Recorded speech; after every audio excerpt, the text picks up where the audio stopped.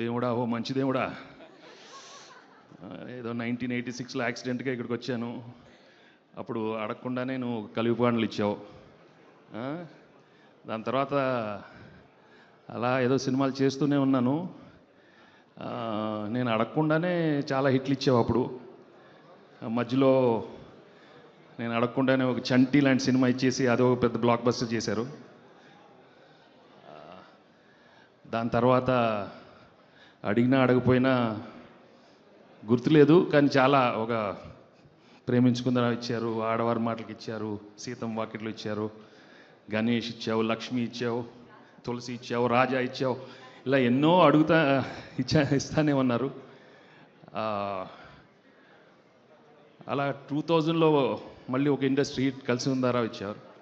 నేను అడగలేదు, కానీ నువ్వు ఇస్తానే ఉన్నావు. బట్ ఈసారి 2025లో చాలా సైలెంట్గా ఏం అడగకుండా ఇంత పెద్ద బ్లాక్ బస్టర్ ఇచ్చారు.